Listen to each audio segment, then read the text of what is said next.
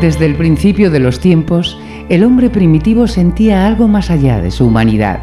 El misterio es el motor que nos ha impulsado a avanzar como sociedad. De Isaac Newton a Albert Einstein, muchos hablaron de la existencia de una inteligencia superior. Así nacen las primeras jornadas del misterio de Zamora, que tendrán lugar en el Hotel Alda Mercado Zamora el día 24 de mayo de 10 de la mañana a 8:45 de la tarde. David Cuevas, María Hernández, Miguel Pedrero, Laura Patricia Rodríguez, Juanjo López, Nando Domínguez, Miguel Ángel Moyano y Carmela Adrial serán los encargados de intentar dar respuesta a estas y otras preguntas.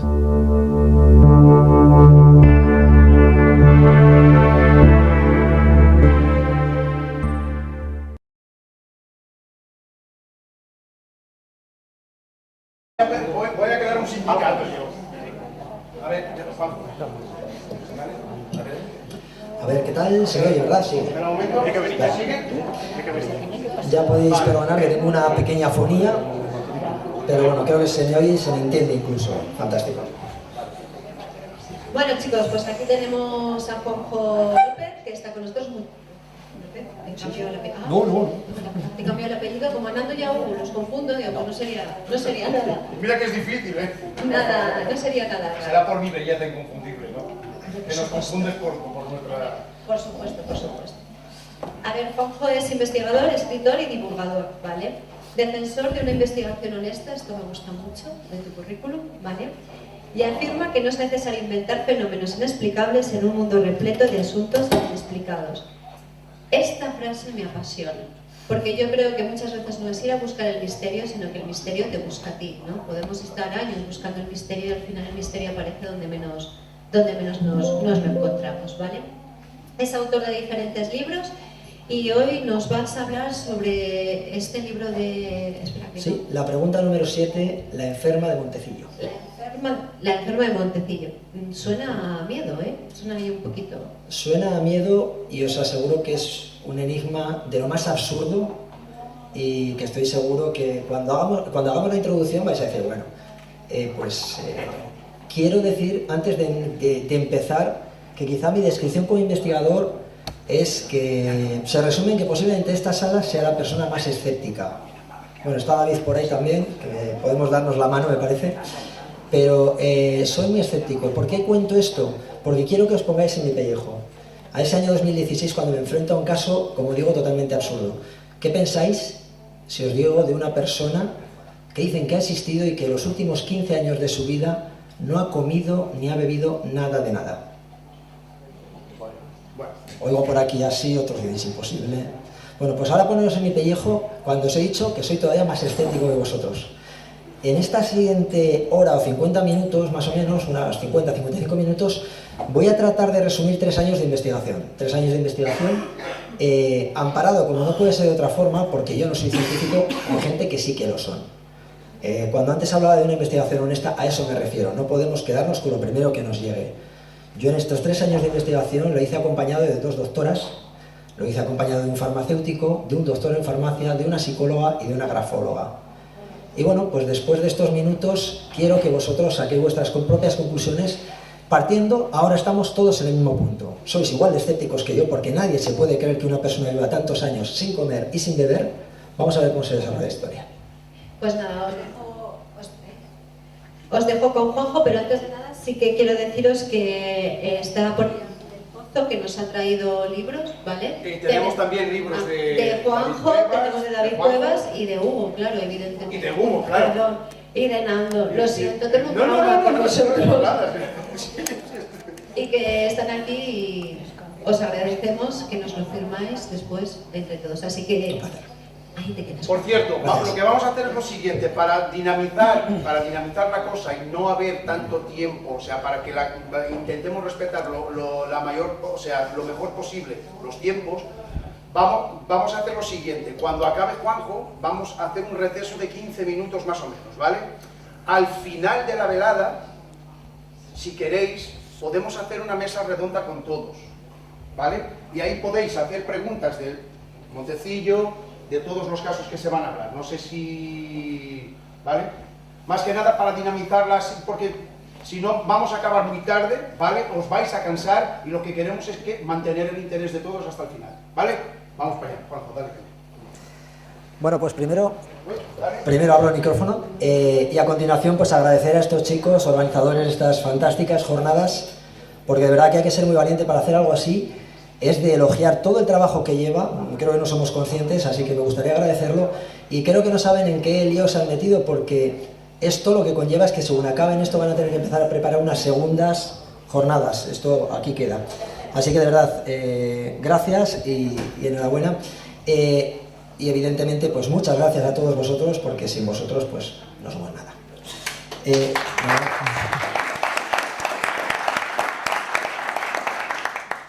Bueno, pues como os decía, vamos a exponer un caso totalmente absurdo. Para eso vamos a ponernos un poquito primero en contexto. A mí me gusta que nos situemos en el cuándo y el dónde, ¿vale? Vamos a irnos, yo vengo de Burgos, hay que decir que yo soy de Miranda de Ebro, Burgos, y mis investigaciones se centran allí. Aunque bueno, luego las he ampliado algunas, pero nos centramos allí. Y nos vamos a ir a esa zona que estamos viendo en el mapa, es el norte de Burgos, y nos vamos a ir a finales del siglo XIX. En concreto, vamos a ir al pueblo de Quintana de los Prados y a conocer a la familia Baranda Ruiz. La familia Baranda Ruiz está formada por Pedro Baranda, está formada por Agustina Ruiz, que es su mujer, y los hijos Bernardo, Felisa, Nazario, Dionisio y nuestra protagonista, Amalia, subrayado en negro. Nace en 1896, fallece en 1936. El padre Bernardo es un tío de Agustina, de esta mujer que vemos aquí mayor, que es la madre de Amalia, es un sacerdote que vive también con ellos.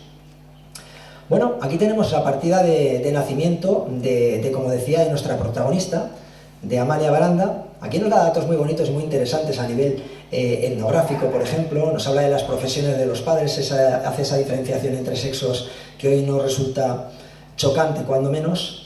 Y bueno, lo que sabemos es que la familia Baranda Ruiz permanece en este pueblo, en Quintana de los Prados, hasta el año 1909, que se traslada a Montecillo de Montija. El título hemos hablado de la enferma de Montecillo. El sobrenombre viene por, vamos a ver la enfermedad y vamos a ver el lugar, Montecillo. Esta que vemos es la casa de la familia, la casa de Amalia Baranda. Es una familia humilde. Es una familia que vive del campo, con los recursos justos. El hijo mayor es cierto que se ha ido, lo que decían antes, a hacer las Américas. Eso le ha permitido ahorrar ciertos dineros y hacer construir esta casa que para su época no estaba nada mal. Pero como decimos, una familia muy trabajadora. Amalia, por ser la pequeña de la familia, tiene ciertos beneficios. Y es que el trabajo duro del campo se lo llevan sus hermanos mayores, y luego se ve además en la necesidad de ayudar al padre Bernardo, que hemos dicho que es el tío materno. Una figura muy importante en la vida de Amalia, porque inculca una religión, una fe muy importante y muy fuerte sobre Amalia. Tanto que Amalia lo que quiere es ser religiosa, ella anhela ser monja. Sin embargo, los padres no lo ven bien, sobre todo cuando, siendo muy joven, hay una familia cuyo hijo pues, se presta como pretendiente de Amalia. Una familia bastante pudiente, entonces la familia ve una oportunidad, la familia de Amalia ve una oportunidad muy interesante para bien casar a la hija. Esto parece que nos lleva a que el año 1909 hay una pequeña crisis familiar y una disputa que daría lugar a un brote digestivo. La noche es una noche fría de marzo, y Amalia, una vez estando en la cama, empieza a convulsionar, empieza a vomitar.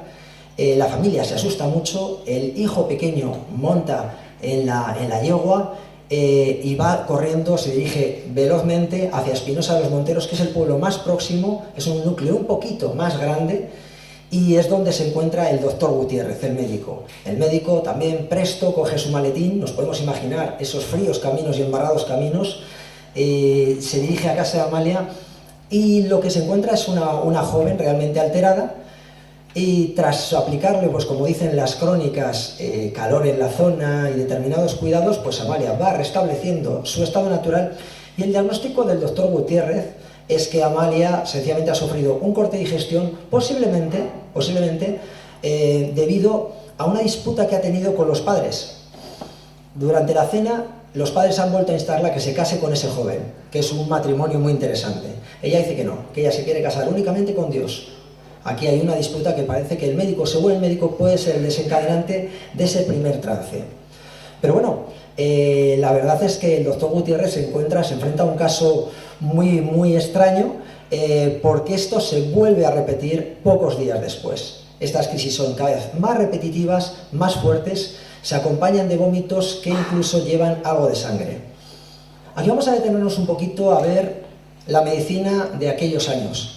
Y esto que voy a decir son puntos que tenemos que recordar para lo que viene después. Estamos yéndonos al año 1918, principios del siglo XX. Podemos pensar que la medicina evidentemente no estaba tan avanzada como ahora. Podemos pensar que la medicina rural era algo... Bueno, pues tenemos que tener en cuenta que, por ejemplo, también don Santiago Ramón y Cajal obtuvo su premio Nobel en esos años, en el año 1906, es decir, la medicina, teníamos en España médicos ilustres. Santiago Ramón y Cajal era médico amigo del doctor Gutiérrez, que atendió a Amalia. De hecho, el doctor Gutiérrez era un doctor muy reconocido en la zona. Severo 8 años después obtendría también otro reconocimiento. Y un detalle importante, algo que nos ha salvado a todos los que estamos en la sala, seguramente la vida o ha estado a punto de hacerlo, es el antibiótico. Los antibióticos aparecen en el año 1928. Es decir, cuando Amalia empieza a enfermar, todavía no hay antibiótico posible. Luego entenderéis por qué digo esto y por qué hablo también del tipo de anestesia que se da en ese momento. Ahora la anestesia está muy controlada, hay de hecho un anestesista que se encarga de ello. Entonces la anestesia era clorofórmica. Es decir, nos iban a hacer una intervención, nos aplicaban cloroformo y cuando yo me empezaba a despertar, a mover un poco, pues me enchufaban otra vez. Si había suerte y no se había pasado el médico, genial. Si se había quedado corto, igual me despertaba con las tripas fuera. Era un riesgo real. Pero hay que decir que la medicina rural no estaba ni abandonada ni olvidada. Quizá ahora, en este siglo XXI, la medicina rural está más abandonada que en aquel momento, perdón. Dicho esto, vamos a seguir avanzando con nuestra historia. Hemos dicho que en marzo de 1918 empieza estos brotes de Amalia, esta enfermedad que parece que impide que coma absolutamente cualquier cosa. Prueban a dar papillas, sueros, pequeños zumos, todo aquello que entra en su cuerpo empieza a ser vomitado, expelido de una forma terrible, además cada vez más dolorosa. Vómitos ya con una abundante sangre, convulsiones, incluso pérdida de conocimiento. El doctor Gutiérrez, el sobano, que era como le llamaban, está totalmente desconcertado. Ha recurrido a otros médicos de la zona, como el doctor Pinedo, un reconocido médico, y deciden ponerlo, ellos ven claro que se les escapa, y deciden ponerlo en conocimiento del doctor Cesario Díaz, que es el director nada más y nada menos de este hospital que vemos a la espalda. Es una foto real del año 1919, él conocido en la actualidad como Hospital de Basurto, en Bilbao, un hospital reconocido ya entonces y todavía sigue siéndolo. Dentro de ese complejo hospitalario, como digo, el director es don Cesario Díaz, un médico pues que coge el caso él personalmente y tiene ingresada a Amalia durante 46 días, nada más y nada menos. En esos 46 días quiere descartar todo, empieza por hacer pruebas muy simples hasta que se ve obligado a practicar una laparotomía. ¿Qué es una laparotomía? Yo no tenía ni idea de todo esto, insisto, han sido los médicos que han hecho el trabajo conmigo los que me han explicado cada una de estas cosas. Una laparotomía es a lo bestia abrir desde este punto casi del tórax hasta prácticamente sobre el pubis de esta mujer, abrían y veían lo que pasaba en el aparato digestivo. Hoy por hoy esto nos lo hacen con una laparoscopia, nos mete una cámara microscópica muy pequeñita y ven todo nuestro aparato digestivo. Entonces no tenían esas técnicas, no les quedaba otra opción más que ver con sus propios ojos lo que había. Os hemos dicho que la anestesia tenía sus ciertos riesgos y algo más importante, no había antibióticos. La gente moría de partos por las infecciones que se provocaban en las propias salas. Os podéis imaginar los riesgos a los que estaba expuestos esta mujer, a pesar de estar en un hospital importante, reconocido y de los más avanzados del país. Bueno, por suerte la operación sale bien, pero por desgracia para Amalia y para su familia el diagnóstico es fatal. Amalia sufre una perigastritis adhesiva. Esta enfermedad hoy ya no se da. No sé si hay algún médico o enfermero o enfermera en la sala. Bueno, entonces estamos todos igual, os lo voy a explicar por lo que a mí me han ido explicando, insisto. Nos podemos imaginar, lo voy a decir también de una forma muy salvaje, por eso agradezco que no haya ningún médico, ninguna enfermera, ningún enfermero. Imaginemos una manguera a la que atamos o apretamos en diferentes puntos.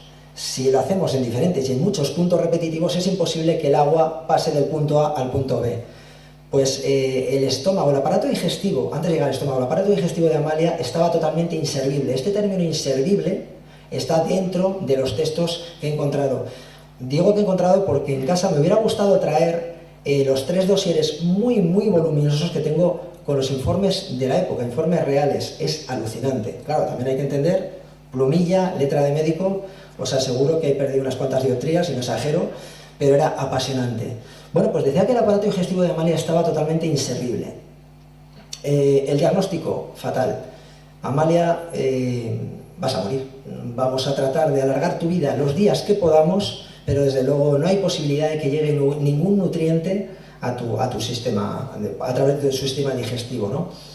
Pues con ese terrible veredicto, pues Amalia va a casa, la familia lo asume como tal, y los médicos, tanto el doctor Gutiérrez, el principal médico que atendió a Amalia, como el doctor Pinedo y otros tantos médicos, pues lo que tratan como profesionales es alargar la vida de Amalia todo lo que puedan. Nos estamos dando cuenta que estamos ya en 1919. Ha estado casi un año tratando de alimentar de una forma muy somera, pero es cierto que le han puesto una inyección a diario, que se le han dado algún tipo de suero, de papilla, que bueno, aunque es cierto que igual era vomitado, pero puede que los nutrientes hubieran llegado de alguna forma a su metabolismo, porque si no nadie se explicaba que llegara tanto tiempo con esa enfermedad y siguiera viva. ¿Qué pasa? Que Amalia, lejos de empeorar o de morir, parece que se estaciona. Llega un momento que un detalle alucinante como el que os voy a contar ahora es lo que centra la atención de los médicos. Amalia todos los días, a pesar de que no podía tomar un sorbito de agua o una mísera miga de pan, sin embargo todos los días comulgaba. Yo mi pregunta era si la Sagrada Forma era algo simbólico o era una hostia entera, y me aseguraban, y digo porque he podido hablar con personas que acompañó a Amalia, de hecho, su sobrina, una mujer increíble, doña Juliana, con quien tengo hoy todavía amistad hace 101 años, dentro de unos meses, y está fantástica. Fue una mujer que convivió con Amalia, ella siendo niña, y me aseguran que la Sagrada Forma la tomaba a diario entera y la tragaba, para asombro de los médicos que revisaban su boca y no sabían por qué eso, porque aunque se deshiciera, pues a través de las papilas gustativas algo tenía que pasar, y sin embargo, insisto, con un zumo se ponía a morir. Amalia sigue avanzando la enfermedad, siguen pasando los días, pero no muere. Hasta el punto que un año después, febrero de 1920, llegan a pensar que ha tenido que haber un error. Ha tenido que haber algún error diagnóstico y que Amalia, su estómago no está tan inservible, su aparato digestivo no está tan inservible como nos están haciendo creer. Es trasladada con mucho esfuerzo, tanto económico por parte de la familia, como evidentemente físico para la pobre Amalia, que a estas alturas era una mujer que estaba encamada sin moverse. En febrero de 1920 es trasladada al Hospital Provincial de Madrid. Allí está Laureano Olivares, nada más y nada menos que catedrático y académico de medicina. Es lo que hoy es el hospital, seguro que a todos nos suena, Gregorio Marañón. Ahí está ingresada 60 días. 60 días. En ello pueden comprobar los médicos, y así dejan constancia que efectivamente, que apenas come ni bebe. Tratan de dar sueros, ponen un inyectable a diario, del que luego vamos a hablar, pero sin embargo las cuentas no les salen. Esto es muy sencillo. Si yo con mi coche hago 500 kilómetros de gasolina, si no echo gasolina no voy a poder andar 1000 kilómetros. Vuelvo a estos ejemplos absurdos de una mente tan tonta como la mía, pero es como yo lo entiendo. Aquí pasaba igual. El doctor Olivares en esos 60 días hace muchas pruebas, entre otras, otra terrible laparotomía. Vuelve a abrir el estómago de Amalia y a comprobar y a afirmar que efectivamente, que Amalia tiene un aparato digestivo, de nuevo nos dice, totalmente inservible. La vida sí nos explica, nos dice. Después de esos 60 días dicen, bueno, pues seguid haciendo lo mismo porque, bueno, por lo menos no se nos muere. No sabemos por qué la cosa no avanza. Amalia en esos momentos ya pesa muy poquito. Esto, bueno, luego lo veremos un poquito más adelante, porque tenemos fotos de ella, no muchas, pero hay alguna foto. Pero bueno, a pesar de estar encamada, hay que decir que Amalia tenía los sentidos ultra desarrollados, oía a la perfección, tenía una cordura total, una memoria prodigiosa, y bueno, mantenía conversaciones sin mayor esfuerzo y demás. Estamos hablando que la enfermedad ha empezado en 1918, hablamos que cuando va a la clínica el doctor han pasado 2 años, pero es que nos vamos a plantar en enero de 1921, es decir, ha pasado 1 año más. Aquí tenemos que llevamos ya casi 3 años desde el comienzo de la enfermedad, y aquí esto lo titulo Desánimo y difíciles decisiones. Esta gente que vemos en las fotos, este señor de bigote, es el doctor Gutiérrez. El que está de frente a él es el periodista Eduardo Ontañón, un periodista muy reconocido de la época que empezó a cubrir y siguió el caso casi día a día. Luego es la familia. Amalia reúne en enero de 1921 a la familia, al doctor y al sacerdote, una figura para ella muy necesaria.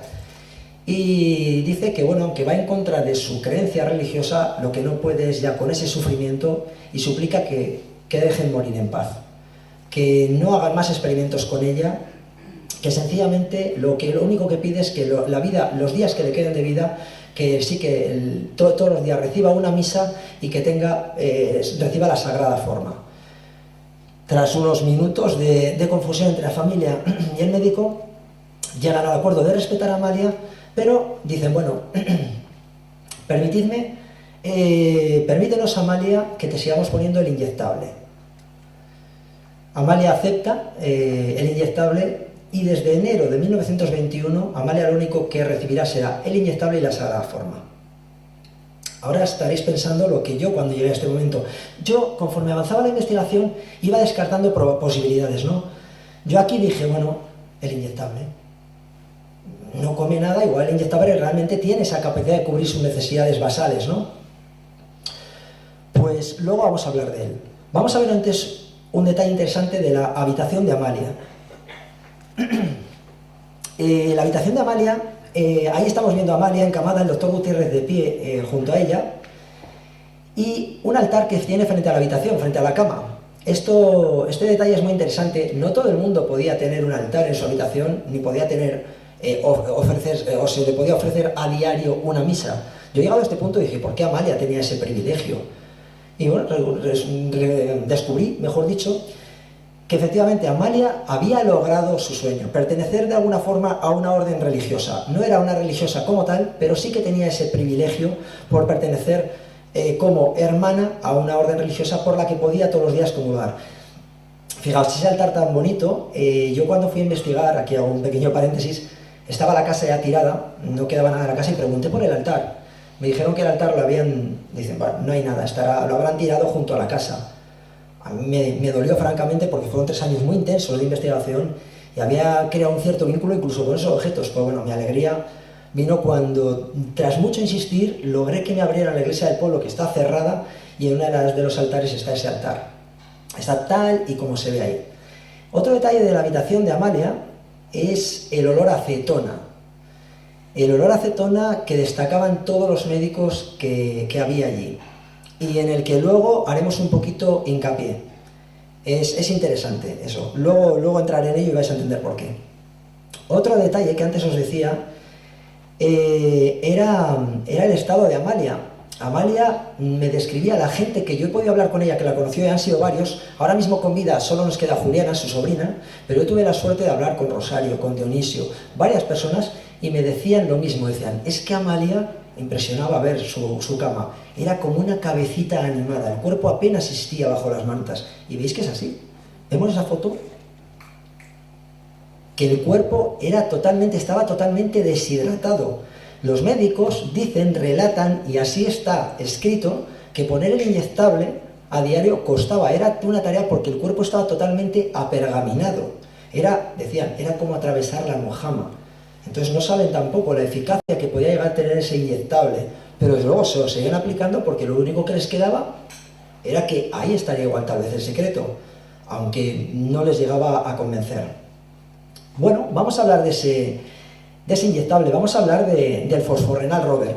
Me costó mucho encontrar cuál era el nombre del inyectable. Cuando por fin lo descubrí, tuve la gran suerte de que esos inyectables, esos laboratorios todavía funcionan. Laboratorios Robert Soler están en Barcelona y me puse en contacto con ellos. Les expuse el caso, pude imaginar la cara de esa persona al otro lado del teléfono diciendo, tú estás chalado, pero yo quería datos. Yo por mi profesión, yo trabajo con números y la matemática 1 y 1 son 2. Sabemos que esa mujer, aunque estuviera encamada y con sus condiciones de peso, de estatura, de sexo, aunque no hiciera absolutamente nada, existía un consumo basal mínimo. Es decir, su cerebro funcionaba, quemaba azúcar, sus pulmones, su corazón, hablaba, razonaba, había un consumo mínimo. Yo quería ver si ese inyectable, más la sagrada forma, podían llegar a reunir, a sumar ese mínimo necesario. Me dijeron que no, que era imposible. No obstante, yo con eso no me conformaba, insisto, yo quería números. Me pasaron, obtuve toda la composición y con ello fui a un doctor en farmacia de la Universidad del País Vasco que me dijo lo mismo, pero aún así me dio la prueba que yo necesitaba. Un vial, sabemos que a Amalia se le ponían entre 1 y 2 centímetros cúbicos al día. En función de ese día tenía más o menos dolor. El inyectable parece ser que causaba, o provocaba, mejor dicho, la reducción del dolor, era un tanto anestésico, entonces pues había días que tenía más dolor y le ponían 2 centímetros cúbicos. Cada vial equivalían a 1,5 kilocalorías, es decir, al día, contando que se le aplicaran inyectables de 2 centímetros cúbicos, necesitaría más de 500 inyectables al día, 500 inyectables para cubrir esas necesidades básicas. Algo evidentemente imposible. Imposible, ningún cuerpo lo hubiera tolerado, ni siquiera había tiempo material para poner 500 inyecciones, ¿no? Entonces aquí se nos desmonta otra teoría. Al lado vemos una fotografía del momento del viático, de la celebración de la misa en su habitación. Aquí vemos a Amalia, era el único momento que se quitaba el gorrito y, bueno, donde recibía la Sagrada Forma. Hice la suma del inyectable más la Sagrada Forma y era también totalmente absurdo, imposible. Pues bueno, ante esa perplejidad sigue avanzando la enfermedad, siguen pasando los días y nos vamos a nada más y nada menos que septiembre de 1921, es decir, 3 años y medio desde que ha empezado la enfermedad y más de medio año desde que los médicos constaten de que no toma absolutamente nada, ni día ni noche. Los médicos siguen igual de descolocados y deciden llevarla a un hospital en Burgos, la clínica del doctor Lostau. A este médico, el doctor Lostau, es especialista sobre todo en hipnosis, una técnica entonces muy mal vista a nivel científico, pero novedosa. Y el propio doctor Gutiérrez dice, no tenemos nada que perder, vamos a ver si tal vez, rebuscando en tu pasado, encontramos un posible problema. O sea, era una conclusión muy interesante, hoy por hoy haríamos lo mismo. Sin embargo, pues también desechan absolutamente todo. Hay que decir que en el hospital de Burgos no hacen muchas más pruebas, muchas más exploraciones, pero aquí se da un episodio alucinante. Cuando Amalia vuelve al pueblo, ya en octubre, hay una nevada tremenda. Hay que decir que para llegar a su casa desde el camino hay una pequeña ladera de unos 200 metros, casi 200 metros, y claro, los coches de aquella época no podían recorrer ese camino. El doctor Gutiérrez quiere coger en brazos a la muy ligera Amalia, pero Amalia era una mujer con mucho carácter, era una mujer muy mujer, y dice, no, ella tenía mucho orgullo, y dice, esto yo tengo que ir andando, no voy a permitir que nadie me coja en brazos. Los asistentes que hay allí, familiares, curiosos, el médico, el cura, dicen, es imposible. Ella insiste y entonces dicen, bueno, pues hasta que te caigas. Insisto, era un cuerpo momificado, llevaba 3 años y medio sin moverse de la cama. Pues recorre esos casi 200 metros andando sin saber cómo hasta su habitación. Esto es alucinante. Y esto da pie a que los médicos sigan pensando o empiecen a pensar si realmente estamos hablando también de un factor psicológico, si hay algo que se les escapa a nivel físico y llega a otros derroteros. Seguimos avanzando y nada más y nada menos que hasta el año 1924. Estos son 5 años y medio. Perdón, ando con una medio faringitis, creo que por aquí algunos amigos, voy a hidratarme, que yo no soy de Amalia. 5 años y medio del comienzo de la enfermedad. El doctor Gutiérrez está totalmente descolocado, desconcertado, y decide poner en conocimiento el caso de la mayor entidad que hay en ese momento, que es la Real Academia de la Medicina. Pero claro, ¿cómo van a exponer esto a los académicos? van a decir, esto es imposible, estáis locos. Entonces deciden llevar más pruebas. Y en un bar precioso en el que yo he pasado muchas horas, que todavía sigue, el bar Mena en Espinosa de los Monteros, se reúnen en una jornada que me hubiera, si yo pudiera viajar en el tiempo, os aseguro que me iría a ese momento. Me sentaría con el doctor Gutiérrez, Pinedo, los abogados de la zona, el periodista Ontañón, porque tuvo ese un sitio maravilloso, y de esa conversación lo que sale es un plan para presentar a la Real Academia de Medicina. Deciden presentarse en la casa de Amalia y de la noche a la mañana, y bueno, ver lo que ocurre, ver si realmente nadie da de comer y de beber a Amalia. Sabe que físicamente es imposible, la dolencia está ahí, 2 laparotomías nos lo dicen, pero sin embargo no saben lo que pasa cuando por la noche se queda Amalia sola en casa. A la Real Academia no le pueden llevar ninguna duda. Total, que se presentan de la noche a la mañana, se presentan en la habitación de Amalia, la familia acepta de buen grado, y esto es muy bonito y muy interesante, porque los médicos dicen, claro, si voy yo, puede que tú dudes de mí, y es más, yo puedo dudar de ti, yo no sé lo que pasa en tus guardias. Entonces deciden hacer las guardias dúplices, de 2 en 2. Va a haber siempre un médico que va a tomar diferentes pruebas, va a hacer pequeñas analíticas, porque hay que decir que sacar sangre a Amalia era un enigma. Luego Amalia no orinaba, no defecaba, era muy difícil obtener pruebas de ese cuerpo, sacar sangre era muy delicado. Pero bueno, aún así, le hacen alguna prueba, siempre va a haber un médico y junto al médico va a haber otra persona. El objetivo, durante 10-12 días, no separarse de la habitación de Amalia. Nadie va a entrar a la habitación de Amalia que no sea los médicos, ni siquiera el sacerdote. Pues durante nada más y nada menos que 15 días, allí están los médicos, y de ellos salen, pues bueno, resultados como estos. Son algunos análisis, por ejemplo, de sangre, pruebas de sangre y orina, traducido por los médicos de hoy, te dicen que dan valores totalmente incompatibles con la vida, pero sí que explicarían un ayuno muy prolongado y un estado de inanición muy extrema. Tenemos unos gráficos también en los que nos marca la temperatura del cuerpo y si hay alguna variación en la tensión arterial. Pero lo más interesante de todo eso es que durante esos 15 días sale una serie de notas, de escritos firmados por todos los médicos, en los que dicen que durante esos 15 días que han estado allí, ellos juran por escrito que nadie ha dado a Amalia nada de comer, nada de beber, y han descubierto algo todavía más sorprendente. Sin beber, el ayuno 5 o 6 días más no se puede sostener. Sin comer, hay ayunos, el ayuno más largo fue un perso de ira que estuvo creo 62 días, pero los médicos, la medicina dice que a partir del día 40 hay una fase de no retorno y ya. Ellos están 15 días, constatan que no bebe ni come, pero hay otra cosa que soportamos menos incluso que beber. ¿Sabéis lo que es? Dormir. Una de las torturas más terribles que hay es la privación de sueño. Siglo XXI y todavía se sigue haciendo ahora mientras estamos aquí. Terrible. Eso sí que da miedo. Los doctores aseguran que durante esos 15 días Amalia al día no duerme más de 1 hora al día, y además el tiempo que lo hace, esa hora no la hace ni siquiera de continuo, y sin embargo se despierta perfectamente despejada. Yo me acuerdo de Amalia todos los días cuando a las 7 suena mi despertador para ir a trabajar y digo, pero tengo una caraja que para qué, yo he dormido 7 horas, ¿cómo es posible? Es impresionante. Este detalle lo habían pasado por alto los médicos porque no lo conocían. Pero bueno, pues con todo esto y con ese apasionante informe se dirigen a la Real Academia de Medicina en Madrid.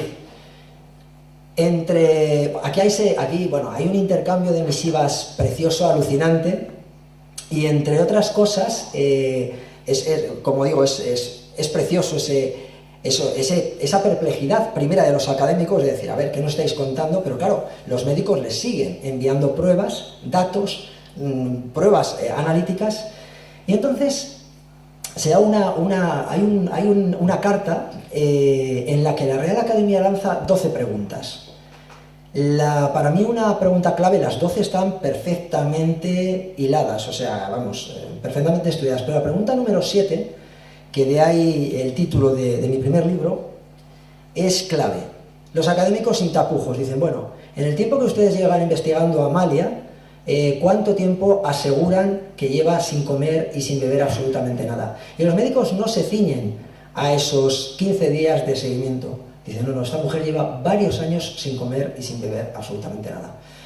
Sabemos que los académicos se dirigieron, enviaron una pequeña corte de médicos a la casa de Amalia, porque Amalia estaba en un estado bastante delicado, y salieron de allí sin creerse nada, afirmando que efectivamente en ese tiempo que habían estado allí no habían visto comer ni beber nada a Amalia, pero por otro lado diciendo que era imposible que esa mujer, que estaba tan bien, llevara todo ese tiempo sin comer y sin beber. Esto a los doctores que estaban tratando a la enferma de cerca les sentó muy mal, y aquí hay luego una segunda parte de cartas con mucha tirantez. Los académicos dicen, bueno, traed a Amalia a Madrid, y el doctor Gutiérrez dice, pues Amalia no va a Madrid.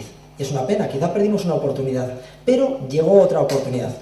Antes hablaba con una amiga que está por ahí de que las cosas no pasan porque sí, y efectivamente, febrero de 1926, Amalia es ingresada en el Hospital Universitario de Zaragoza. En este caso llega a Zaragoza, uno de los hospitales más importantes del momento, donde se encuentran doctores como Criado y Aguilar, Pi Suñer, Vallejo Nájera, más todos los estudiantes en medicina de allí. Piden por favor estudiar ese caso.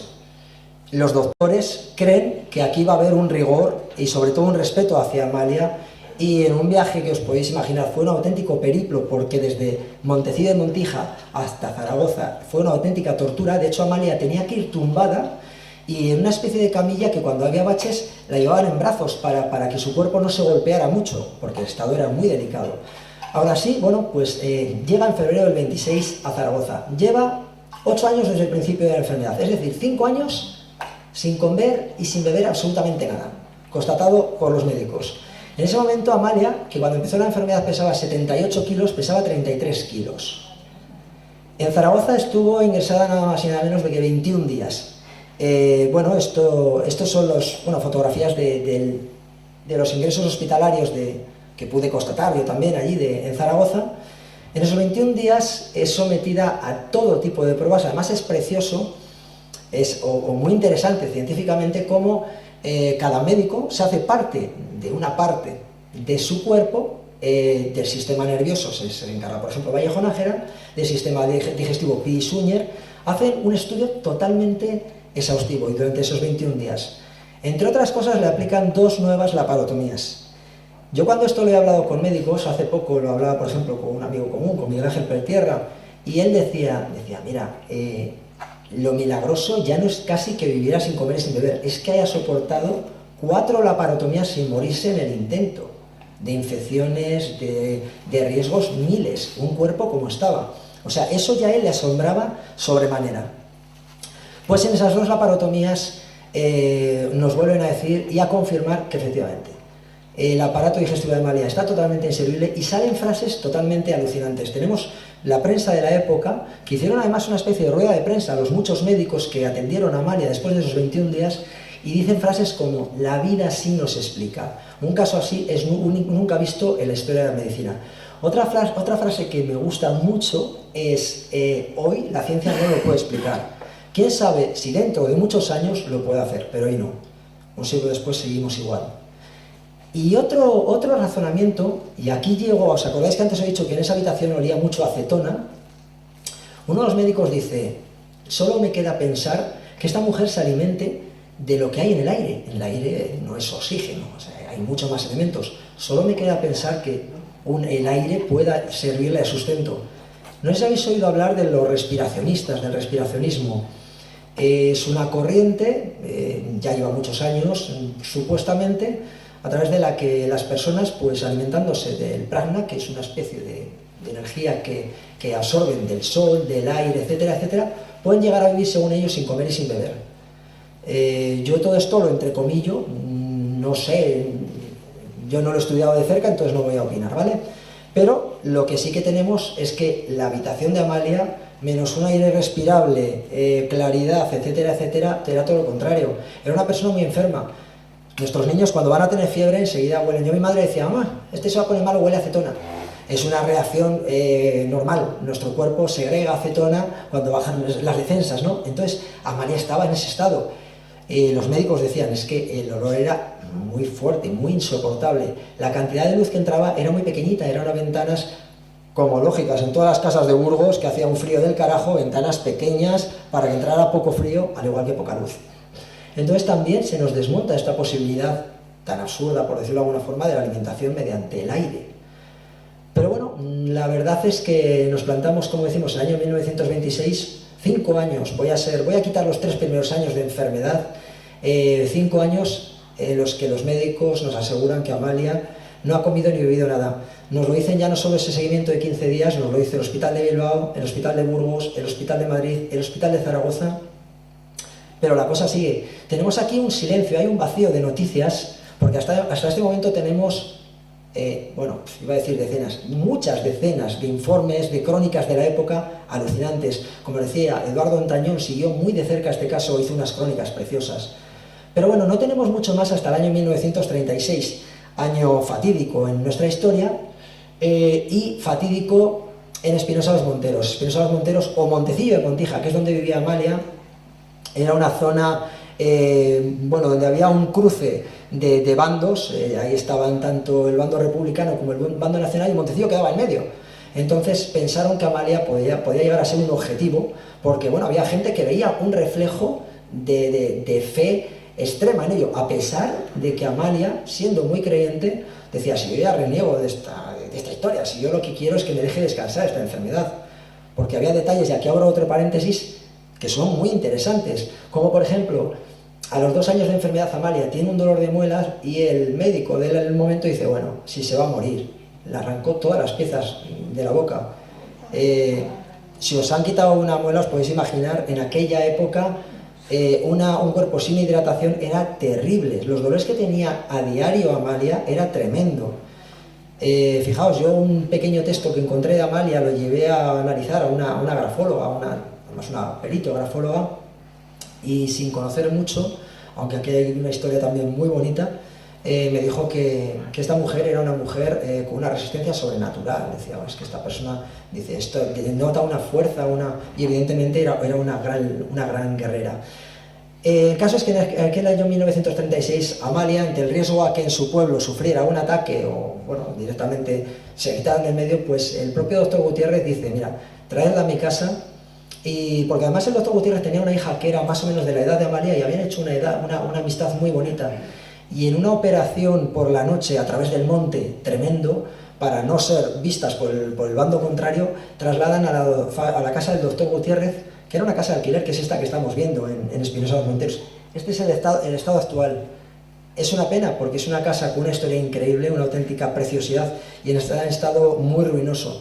Bueno, allí fue trasladada a Amalia en el año 1936 y esta foto es donde Amalia, en 21 de septiembre de 1936, vamos a adelantar un poco, fallece, y en esa habitación que hemos visto anterior, en esa estancia es donde estuvieron velando su cuerpo un día. Hay que decir que, bueno, Amalia fallece, este es el recordatorio. Tenemos también tenemos el acta de defunción de Amalia, que es esto que estamos viendo aquí, en el que, bueno, ahí subrayado vemos que la causa de la muerte era una uremia cerebral. La uremia cerebral era por la constancia de que realmente era un fallo multiorgánico, evidentemente porque ya estaba su cuerpo muy, muy debilitado. Hay quienes dicen que el motivo real fue que, bueno, precisamente por el estallido de la guerra civil, se empezaron a alargar las misas en su casa, y la Sagrada Forma, en vez de darse de forma diaria, se daba semanal, que eso sumió en una tristeza terrible a Amalia y fue por lo que murió. Bueno, las causas de la muerte de Amalia parece que son más que naturales. Llevaba muchos años sin comer y sin beber. Fijaos, he dejado casi para el final 2 detalles muy interesantes que descubrí después de editado el libro. Y algún día, si hay un segundo libro de esto, que creo que habrá, lo voy a incluir y os lo voy a contar porque me habéis caído muy bien, son muy majos. Mirad, yo cuando presenté mi primer libro en Espinosa de los Monteros, vino una persona que me llegó a conmover. Cuando antes hablábamos de los animalitos, nuestro amigo Nando se emocionaba, es una persona con un corazón más grande que él. Yo os puedo asegurar que yo soy como un canto rodado a veces, pero me llegó a conmover encontrar a aquella mujer de más de 80 años que había venido desde Madrid exclusivamente a ver la presentación de mi libro. Se me presentó como la hija del doctor Pinedo. Era una mujer de formación científica y ella recordaba una tarde como su padre, el doctor Pinedo, que era, como ella decía, muy rojo, muy rojo, muy rojo, y además muy médico, no creía en nada, en milagros, llegó a casa, se sentó ante los ojos perplejos de los hijos en la cocina, puso su cabeza entre las manos y dijo, esto tiene que ser un milagro. Yo no sé si vosotros creéis en milagros. Aquí hay quien dice que sí, otros no se atreven a decir nada. Bueno, ¿quién cree en milagros? Vamos a levantar la mano. Bueno, hay bastantes, soy bastantes, ¿eh? Yo no la he levantado porque tengo la botella. Igual es que sí, igual es que no. Bueno, pues esto es alucinante. Esta mujer me jura que cuando llegó su padre a casa después de estar viendo a Amalia, le ven totalmente confundido. Dice, bueno, papá, cuéntanos, ¿qué ha ocurrido? Y dice, mira, hemos llegado a un acuerdo con el cura y con el doctor Gutiérrez. Esa tarde Amalia iba a recibir la misa como todos los días y dentro de la misa iba a recibir la Sagrada Forma como todos los días. Lo que Amalia ignoraba es que la Sagrada Forma ese día iba a ir sin consagrar. La consagración es un gesto que hace el cura, no tiene mucho más. O sea, efectos físicos de la Sagrada Forma no hay ninguna variación, ni en sabor, ni en forma, ni en nada. Amalia no sabía nada. En el momento que la Sagrada Forma entra en la boca de Amalia y ella se la traga, empieza a convulsionar y estuvo a punto de morir. Esto que os puedo jurar, y os digo que soy muy escéptico y muy frío, me sigue poniendo la piel de gallina, es lo que hizo preguntarse a ese doctor Pinedo, entonces, ¿qué carajos es esto? Si esto no es un milagro, ¿qué es? Yo igual también levanto la mano ahora. Hay algo más.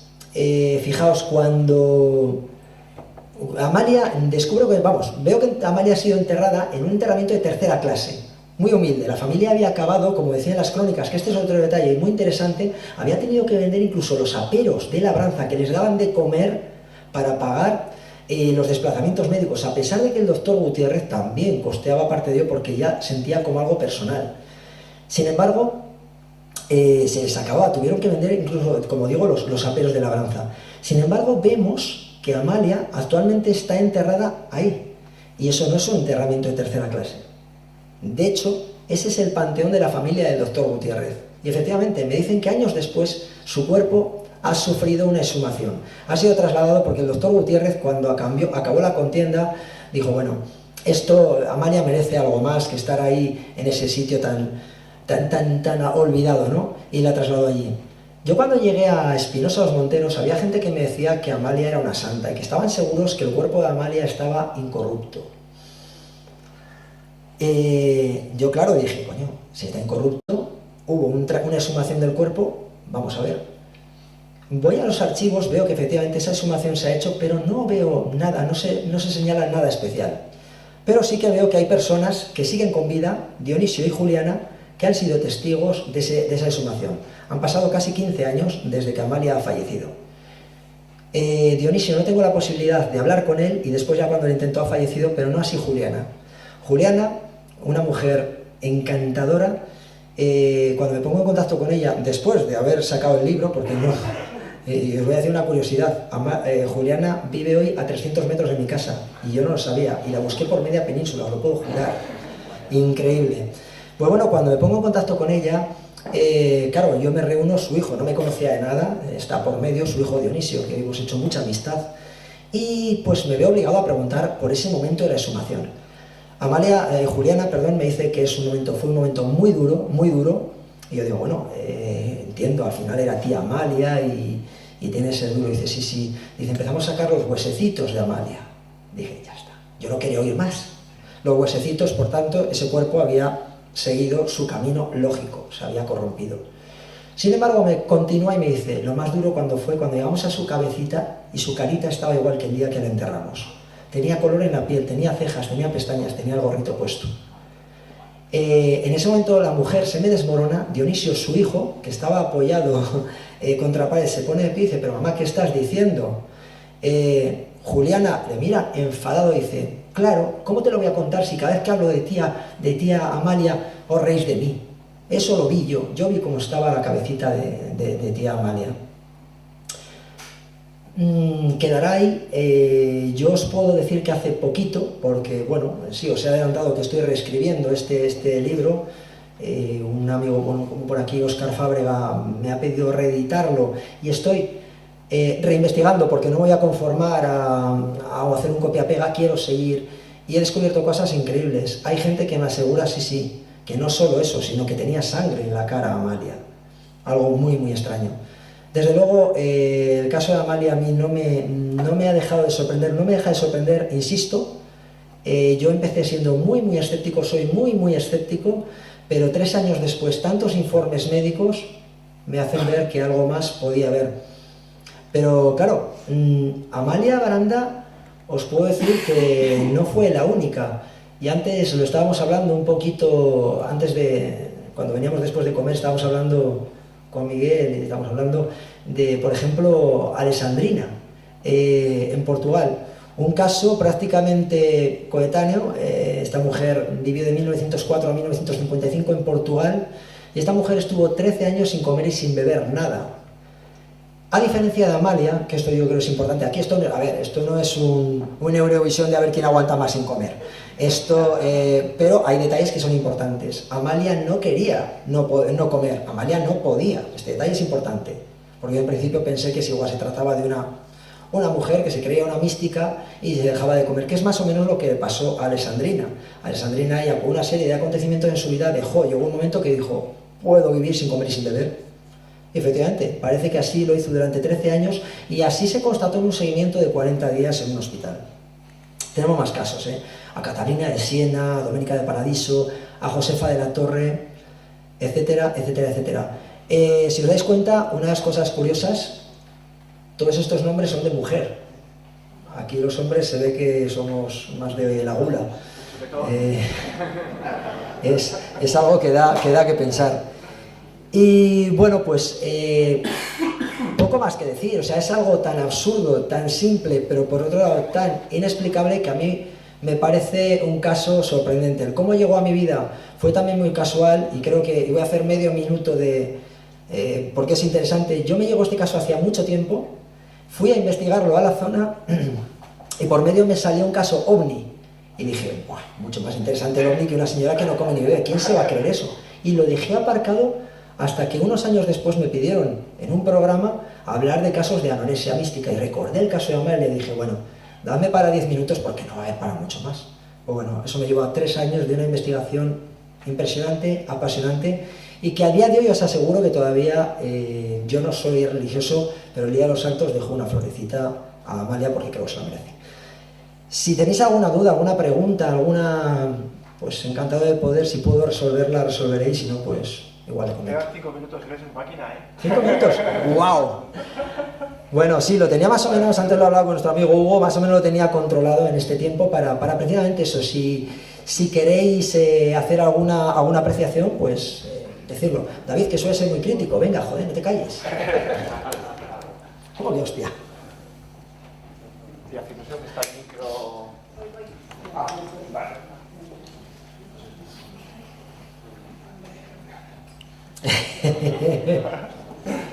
Tampoco es necesario, David. Tampoco es muy difícil. No sé si funciona ahora. No se oye. Un botón, pero no sé cuál será. Espera. Ahora ya está ahí. Llegó. ¿Tenéis café? ¿Viene ahora? Hola. No, creo que en la pila, por eso se enciende la luz. No, pues espera, que cambio la pila. Le quito una a mi Oye, David, si no, siéntate aquí o me lo cuentas aquí. No. Es la pila. Algunos dirían que esto es una cuestión de providencia. El micro no quiere que pregunte y yo tampoco quería preguntar. Entonces igual nos forzamos. Bueno, pues a mí sí, yo os voy a hacer una pregunta a vosotros. Y de verdad, la hago y quiero respuestas con franqueza, si alguien se anima. ¿Qué opináis de esto? ¿Es posible? ¿Es imposible? ¿Ahora vuestro punto de vista es diferente al de hace una hora?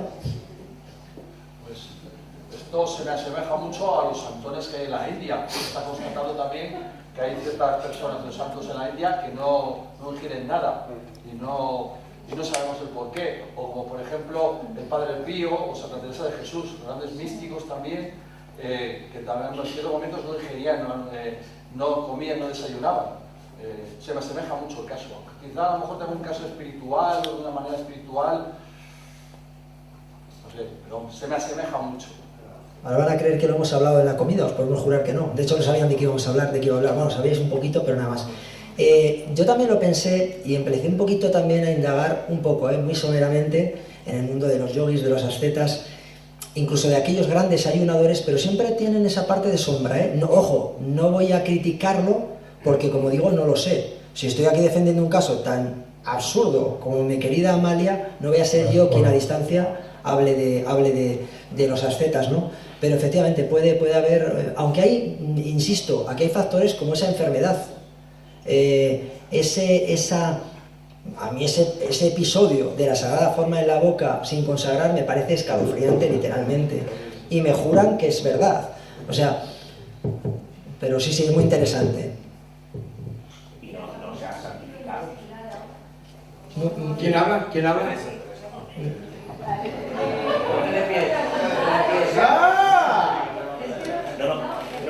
Ostras, a ver, David. Bueno, David, perdona. Es que David no tiene el micrófono, me parece que no. Sí, ahora sí. Es tu voz, David. No, perdón. No, simplemente preguntar que si no está santificada esa. Pues es muy interesante y de hecho en la zona, aparte de la enferma de Montecillo, se conoce como la Santa de Montecillo.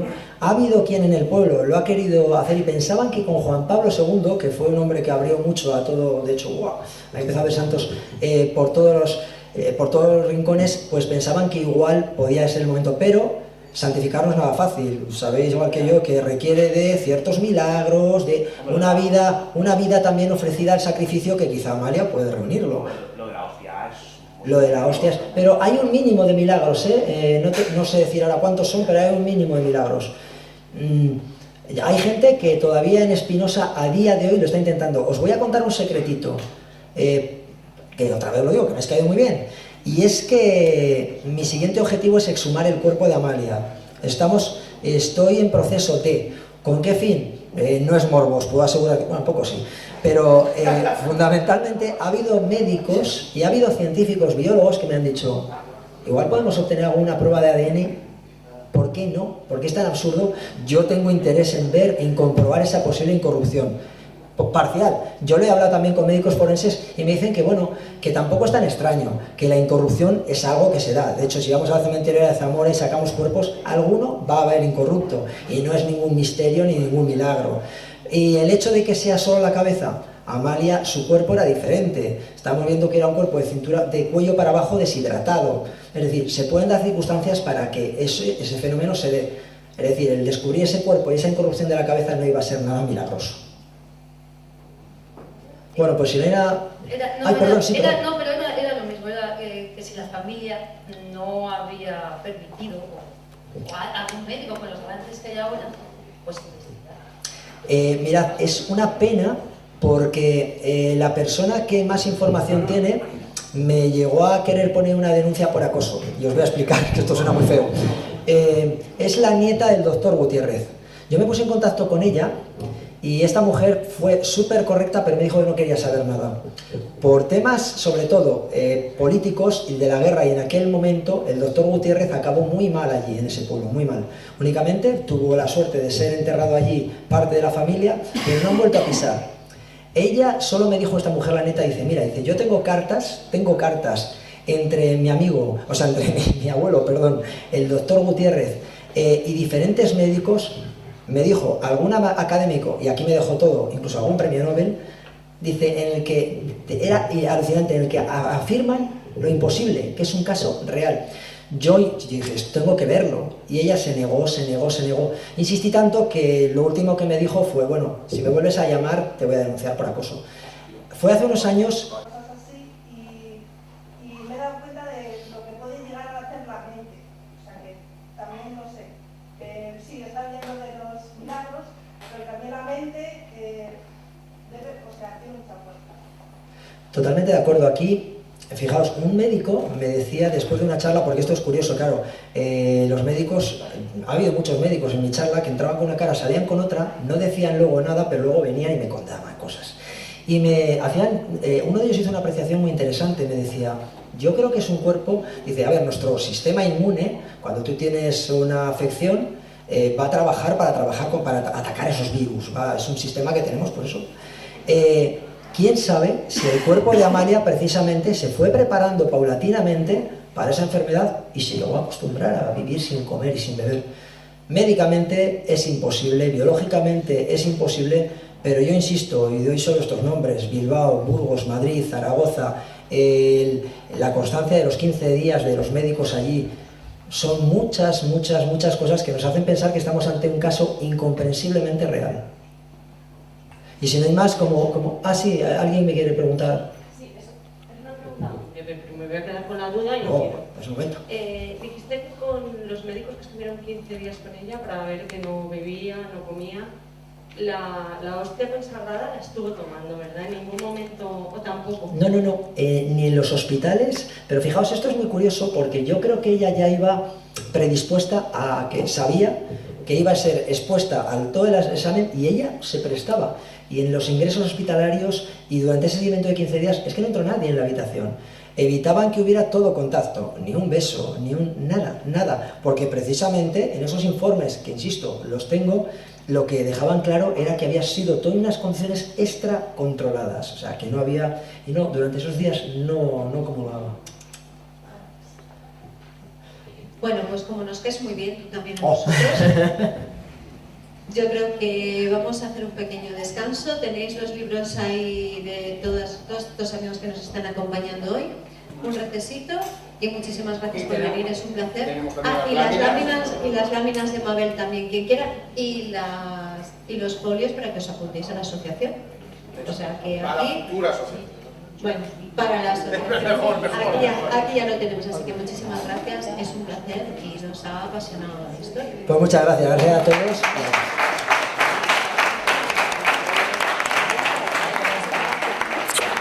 ¿Te ha gustado? Sí, muy chula, ¿verdad? Es brutal. Creo que habrá prescrito, entonces voy a volver a intentarlo. Ya os contaré cómo acaba, si no alguien me tendrá que llevar cigarrillos, no fumo, pero a la cárcel, no sé. Gracias. Juanjo, un momentito, que aquí hay una chica que te quiere hacer una pregunta, ¿vale? No quiere el micro, espero que la oigas, si no te lo traduzco. Sí, yo, bueno, es que a mí me